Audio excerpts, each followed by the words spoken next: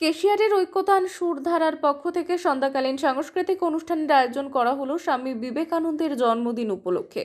রবিবার সন্ধ্যার সাংস্কৃতিক অনুষ্ঠান চলে শাস্ত্রীয় সঙ্গীত, গিটার এবং কণ্ঠসঙ্গীতের মাধ্যমে। বিশিষ্ট সঙ্গীত ব্যক্তিত্ব শিল্পী বিজয় বিশাই এবং বিশিষ্ট তবলাবাদক নারায়ণচন্দ্র জানাকির সংবর্ধনা দেওয়া হয়।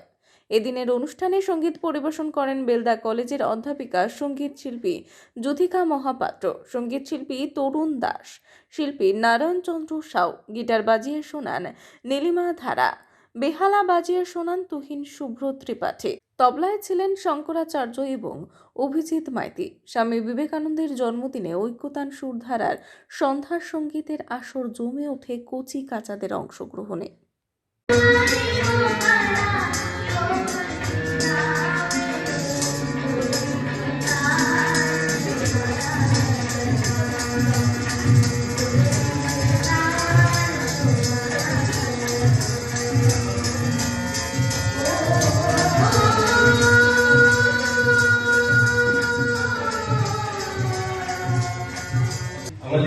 আমরা কিন্তু আমরা জানতাম না তিনি আমাদের এই বিষয়টি এসে অনেক ছেলেমেয়েদেরকে সঙ্গীত জগতে আলো দেখিয়েছেন।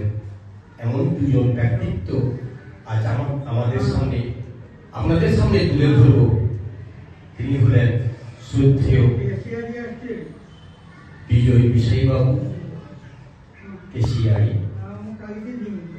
আরেকজন হচ্ছেন করঞ্জি, ওনার বাড়ি নারায়ণচন্দ্র জানাও তবলা বাজার প্রখ্যাত তবলিয়া বলে ভুল হবে, কিন্তু তবলা শিক্ষক তবে খুব ভালো মানুষ।